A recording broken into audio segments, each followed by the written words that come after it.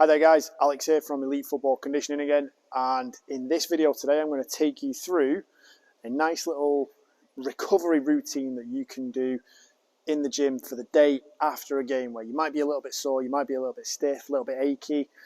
Obviously, aside from the usual foam rolling and stretching that I recommend, these are a couple of really good little additions which will actually help feed into some foundational strength and again reinforcing good movement quality and habits within the gym. So number one, nice and easy. And the first principle of this is that we don't want to do anything at too much of a high intensity to cause more muscular damage and more fatigue. This is about increasing the heart rate, increasing blood flow, increasing blood temperature again, and just trying to help get the crud out of the system, so to speak. That's a very loose term, but flush all the damage away so that we can actually begin the process of using the match play as a form of training, as a form of development rather than regression. So here I've just started out on the bike, and with something like this we just want to keep it fairly short, work at a fairly easy intensity, sort of like zone 2 or 3, heart rate around, well, probably for most people under 140. I'd say don't go over that and keep it to around 20 minutes. 20 minutes will be more than enough. Get a little bit of a sweat on you. You shouldn't feel too out of breath. You should just feel like you're getting the legs going. So this is going to be number one. And this can basically be part of your warm-up. After this, you can always go and practice a couple of little drills, have a little stretch, do your foam rolling then, before getting into this little circuit. Alright, so exercise number one in the circuit, once you've done your bike work, once you've done a little bit of a warm-up. Call me crazy, but yes, you are going to squat and you are going to load it up a little bit. So the reason for this is actually going to help get into a deep stretch. So you think about all the work that goes through the hip, all the work that goes through the legs during a game, all the work that your calf does, your ankles are doing, everything that's going on in your lower limbs. This is a real good way to get into a position where you're actually able to stretch those muscles and put those joints in positions where we are, again, optimizing those length tension relationships through the entire system. So football's very demanding of everything that goes down with our front side mechanics, everything down the front of the body, hip flexors, abdominals, like quads. What this will do is help restore some of that range of movement in to the posterior chain and help us rebalance everything. So load it up. And a real simple one, I'll show you what I mean in terms of generating that depth, if I can not fall over, generating that depth, hitting that balance and position. You can see the range that's going on at the ankles, the range that's required at the hip, and drive out of there. 6 reps of that and that'll do you. And again, like I said, we want to work to a reasonable intensity with that one and put yourself sort of around 70%, 60% of your 1RM or your RPE, whichever one you want to gauge it by. Challenge yourself with it a little bit. It's a good way to back up a little bit of strength work. Start with that one. Can't believe I nearly fell over in that squat, by the way. That's why you should always warm up and do a few reps in your warm-up. So never go into it cold, because that's what happens. You nearly fall over. Exercise number 2, dead hang. So this one, hanging from a bar, good for your grip strength first and foremost. But what we're going to do here is just relax the shoulders, let the ears sink down to the shoulders.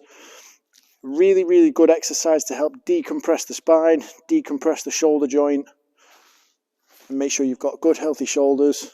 And it's quite a nice stretch on the lats, your lower back, because the weight of your hips and your legs are just going to pull everything down.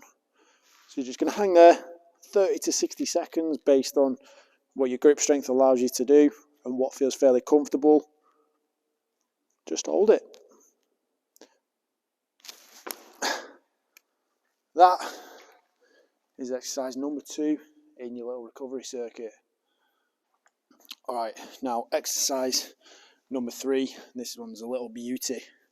One of my favourites as a recovery exercise. Just try and get that barbell in position.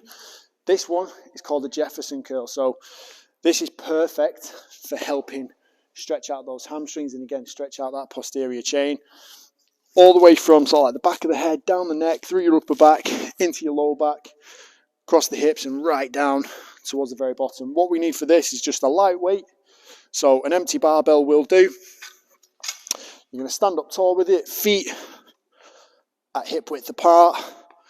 And then all you're going to do, tuck your chin, and you're just going to fold your vertebrae one at a time, really slowly, lowering the bar past the knee, using it to load up the stretch a little bit, pull you a little further down. Again, relax the shoulders, take it as deep as you can.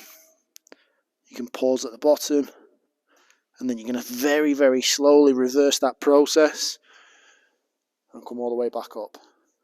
6 controlled, slow reps of the Jefferson curl is going to be exercise number 3.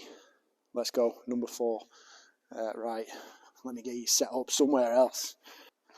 So just heading off down the other end of the gym, and we need a couple of little bits for this. So 2 heavy kettlebells, because we are going to do a loaded carry.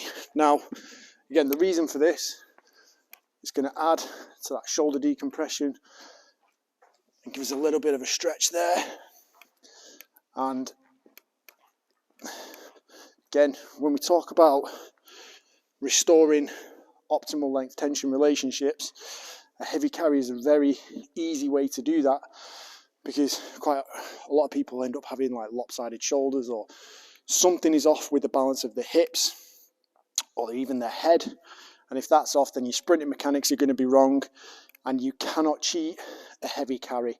The weight will dictate your posture. So assuming you haven't got any significant injuries, maybe you're just a little bit tight in a few areas, this is going to help you rebalance those things. So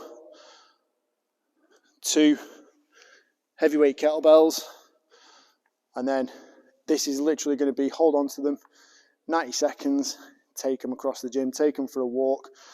These are a really, really good core stability exercise. So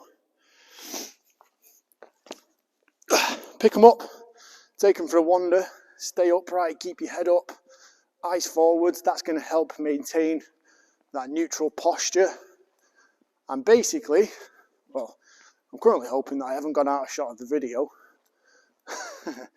Basically, when it comes to sprinting, making sure everything's in alignment and we can hit those correct positions, this is one of my favorite exercises for actually doing that, as well as still being powerful.